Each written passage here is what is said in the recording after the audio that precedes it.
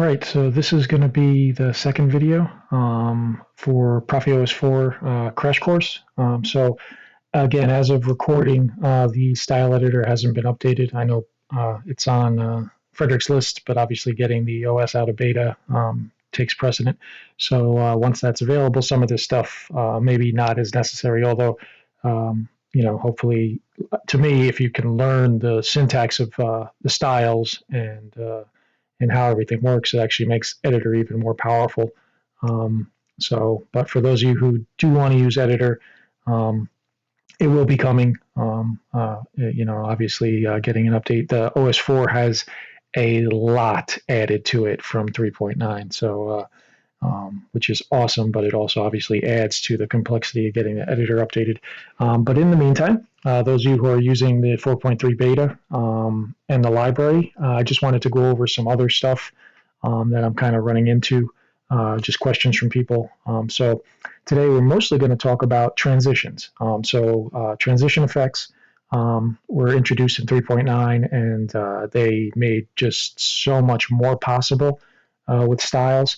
And actually, as you'll see, for the most part, transition effects actually make nearly everything possible that I do in the library, and that's what makes Proffie so great. So first, I want to kind of show you a little something. Just as this is more of a trick.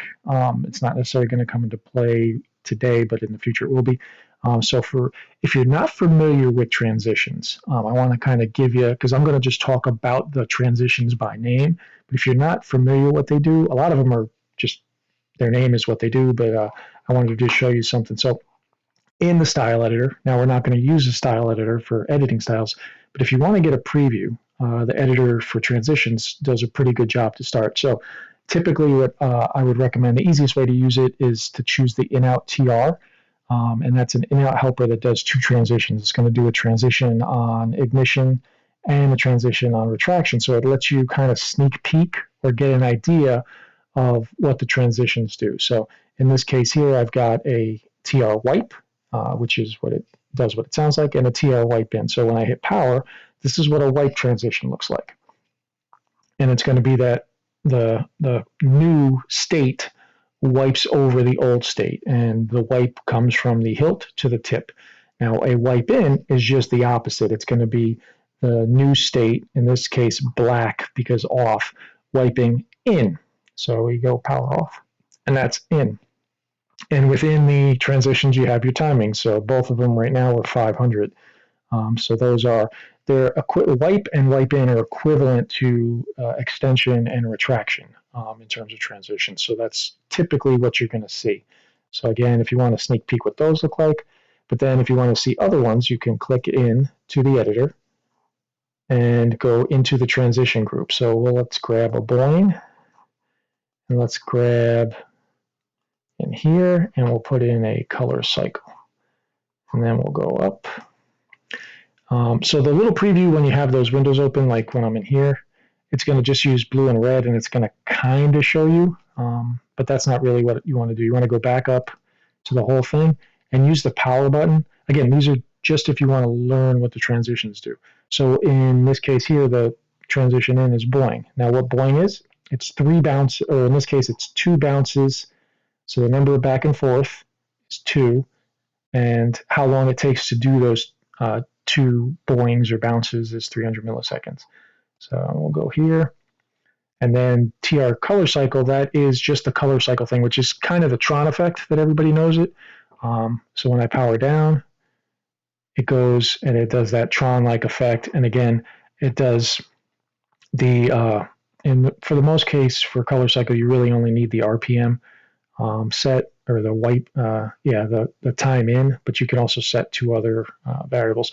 But so if you want to see what boing does now, so we can change the boing, let's make it, we'll do 5.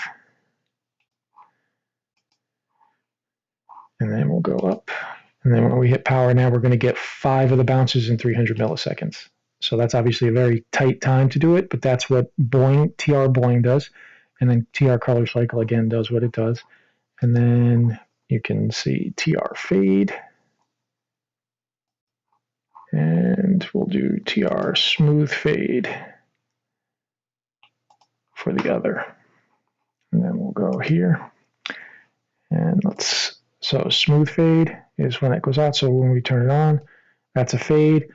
So basically, if you want to if you're not entirely sure, although a lot of them are pretty straightforward, this is a way you can kind of get a quick visual. The difference between fade and smooth fade, basically, fade is just equal. It does the same. It basically just goes from 0 to 100% at the same pace, whereas TR smooth fade actually picks up speed as it finishes.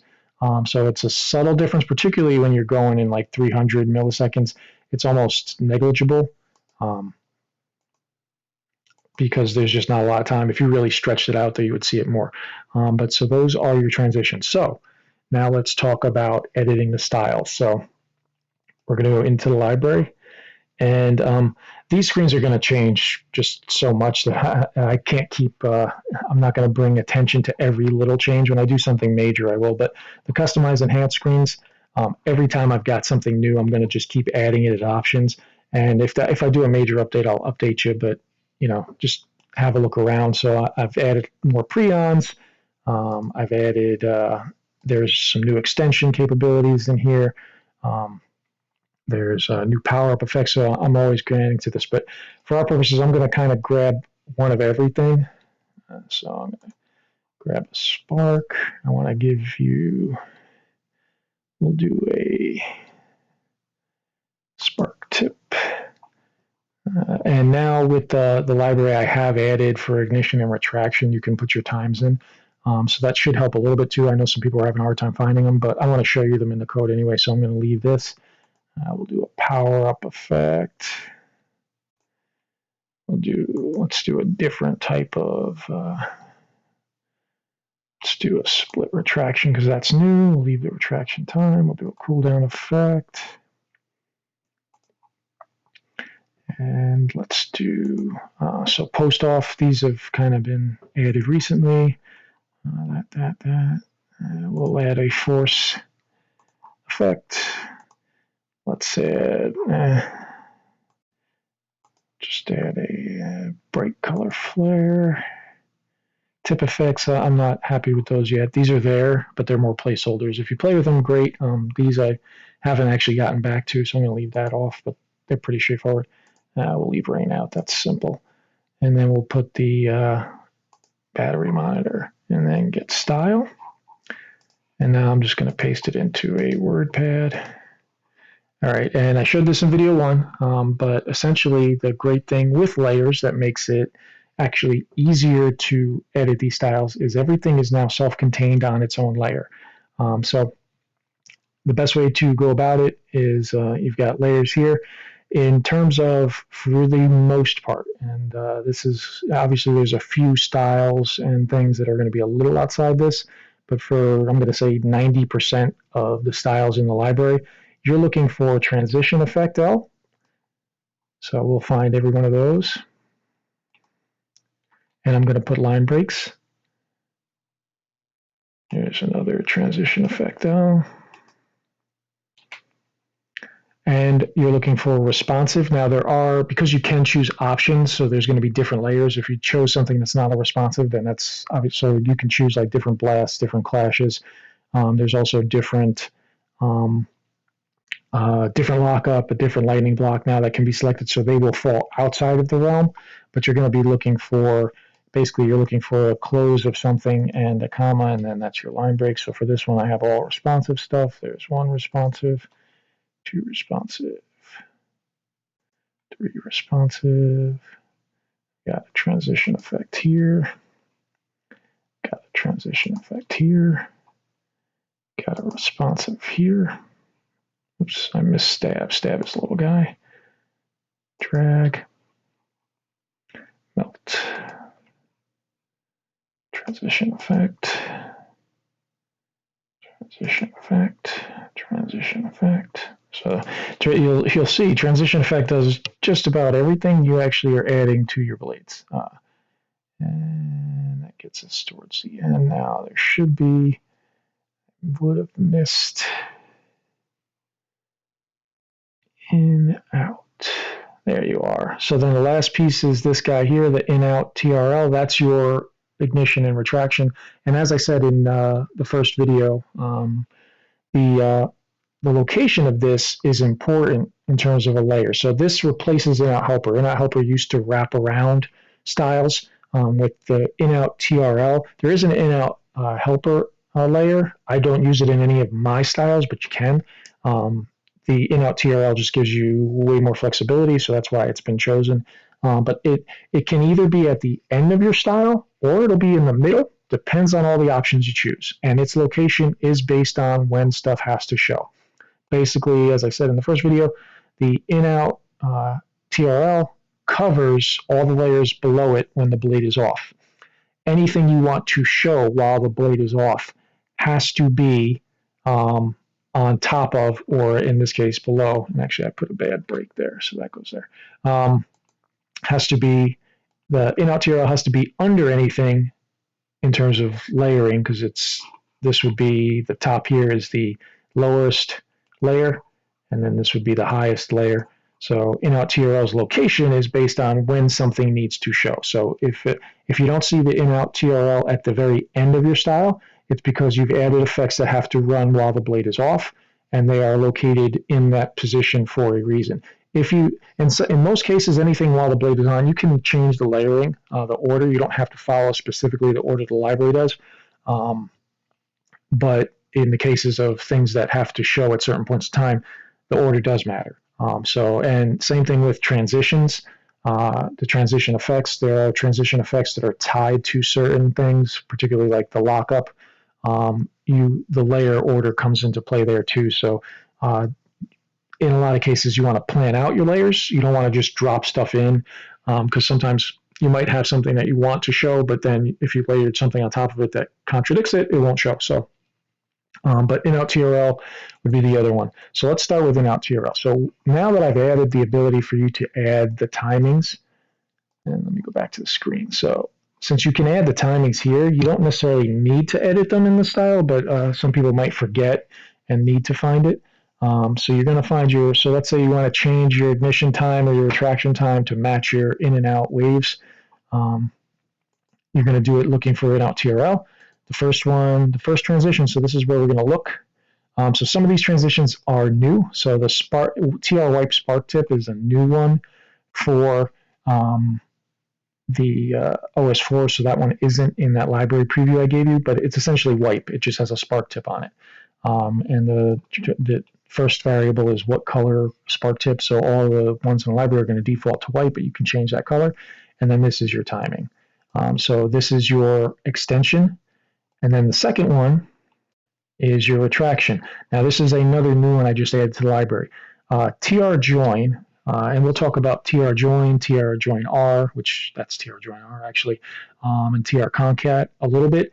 All they are is they just either join something or they concatenate. So joining means that whatever transitions are within TR join or TR join R are going to happen simultaneously. It's doing both things with the join. TR concat, which you'll see a lot, does them in a sequence. So you'll see those transitions, they're modifiers to transitions. They're not actual transitions. You can't just run them on their own. They need something within. So this one here, this was that split retraction, which I have a separate video on the channel for if you haven't seen it, because you can't preview it in the editor because it's new. But basically it's going to take the beam from the middle and it's going to split it. It's going to do half the blade's going to wipe towards the tip, half the blade's going to wipe towards the hilt, and it creates this split beam. And then your timings are in here. And again, the timings you're actually inputting into the library, but this would be where your timings are.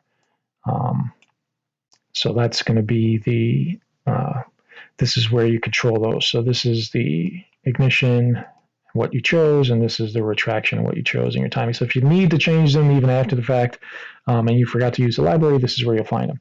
For everything else, particularly most of the add-on effects that you choose in the library in that customized enhanced screen, it's going to be transition effect L. Now, transition effect L is different from the transition effect. It's probably the most different in terms of a layered approach. So almost every single style save 2 as of this point in time have been converted to layers. And what that means, again, we spoke about a little bit in the first video. The L at the end of a name just means it's the layer approach. And what that essentially means is that it runs within the layers only. You can't run it on its own, so it has to be within the layers format. But it allows you to separate out, so no more nesting with layers. But transition effect L is different from the transition effect that you see in the library in the editor. So in the editor, there was a transition effect here. Seems to be throwing a lot of people off. Transition effect non-layer had 2 colors, the 2 transitions, and then the effect. Transition effect L, let me actually, I'm going to scroll down. So transition effect L, the template. Actually, let me show you how to find templates. I seem to take that for granted. Let's go. I should have had this open. Come on. Now I got 2.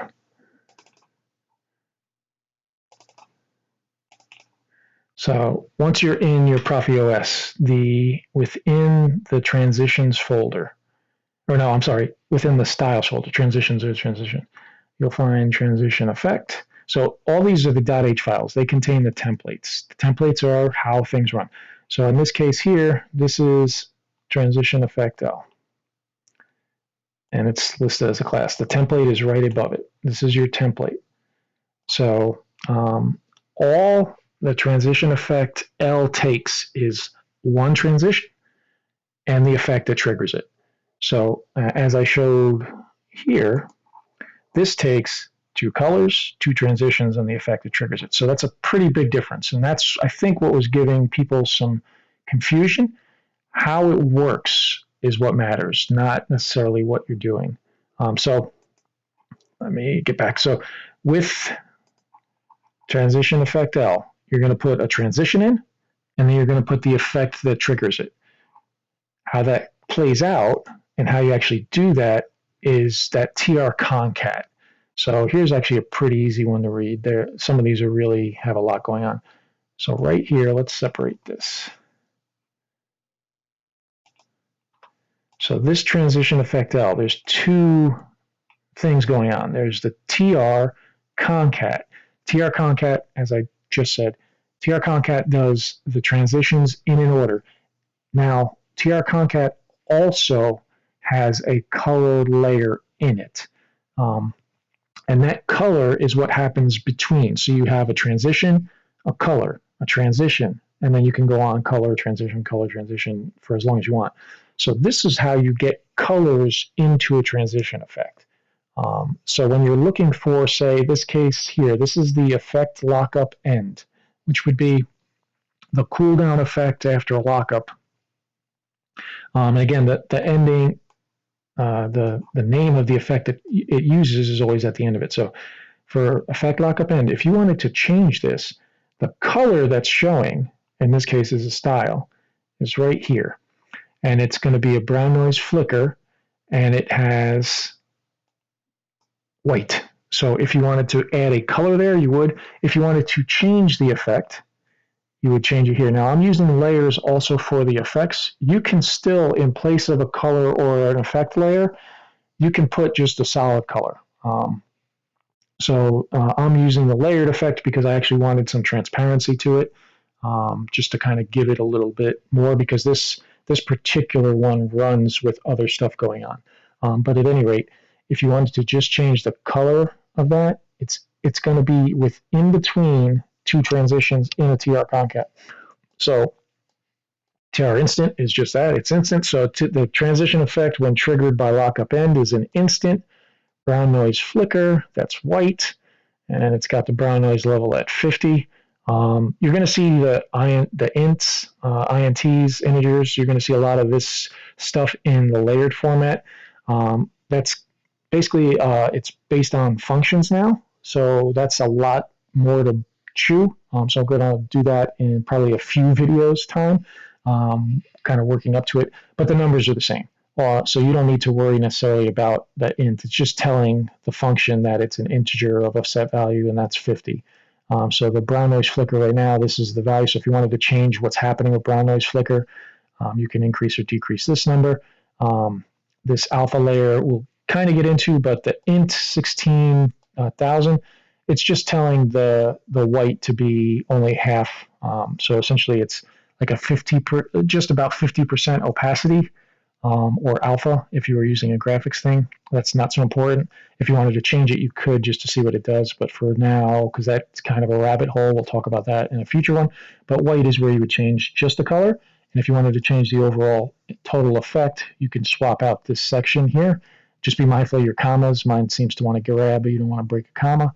Or if you wanted to change the intensity of brown noise flicker, it's there. And then this one has a smooth fade out of 600.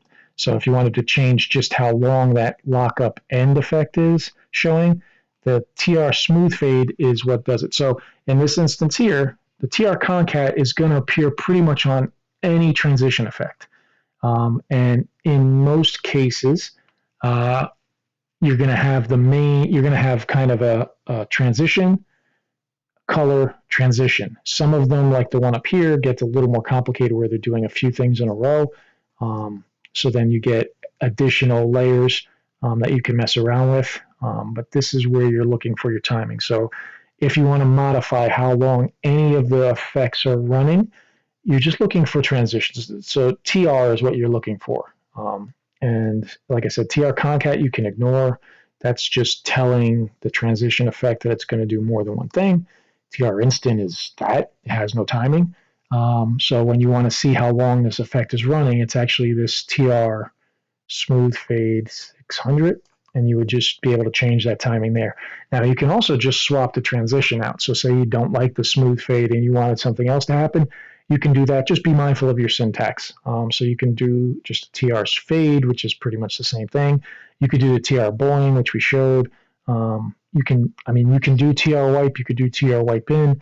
You could do TR color cycle. You can do any transition you want. And this is what makes the Proffie flexibility that's whenever I say exponential, because you can change one little detail in an effect and get a completely different look to it. So changing out a transition on any of these effects actually does a lot in terms of how you see it, how it presents. But I wanted to show this. So this TR concat is what makes transition effect L work, because otherwise you technically wouldn't have anything happening. So if you don't include TR concat, you can't get a color into a transition effect, and if you can't get a color into a transition effect, there's nothing for it to actually run. So it's kind of the reason for it is because of how layers worked. That's why Frederick had to make this change. But I do know it's giving some people you're trying to understand, hey, transition effect in 3.9 was just this. It had two colors, it had two transitions, and it had an effect, and it worked great. And now I'm trying to go to the layer, and all of a sudden, wait, I can't put a color in because it only takes a transition. How you fit that transition into the transition effect layer is this TR concat. And TR concat it's kind of like a gradient. It can take as much stuff as you want.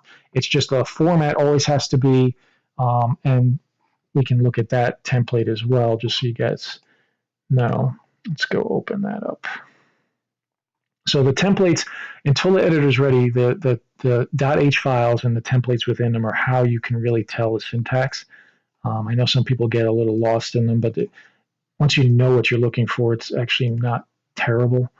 And you can always ask questions. There's plenty of people on the open source group or on the TRA forum who would also help you out if you asked. But so these are the transitions. In ProffieOS, I go to transitions folder, and TR concat is right here. And essentially, the template for TR concat is going to be right here. And so it's basically, when it says intermediate, you'll see up here it says color. So you put a transition, a color, a transition, a color, but it always has to begin and end with a transition. And then the color in between is the filler, or essentially what's happening is you got to tell it what to transition to. So the very first transition is going to go from whatever is happening right now. So in this case, with the transition effect L, it's your base layer. The very first transition says take that base layer and go to that intermediate, which is that color. So you're going to have your base layer.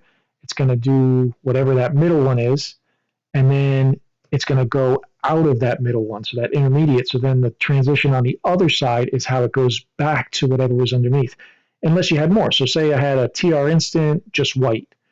Actually, let's write it and explain it. So where are you? Scroll down for me. I'm going to put it underneath here.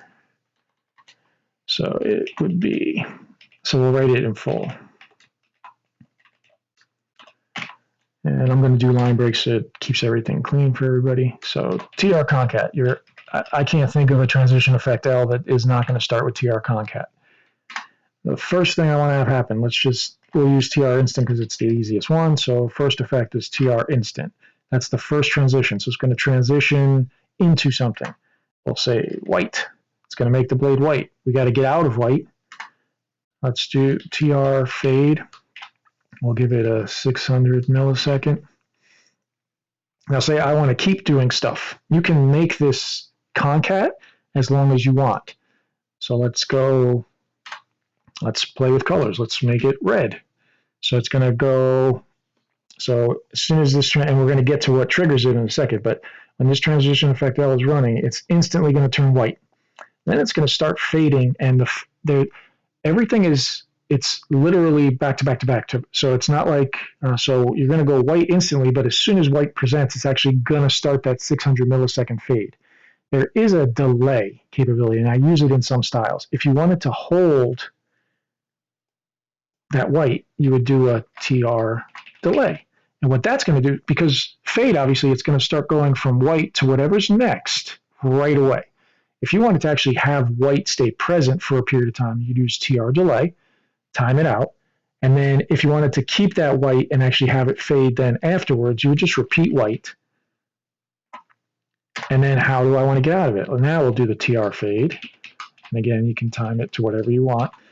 And now that would be, again, it has to end on a transition because it's going to go, in this case here, it's going to go instantly become white.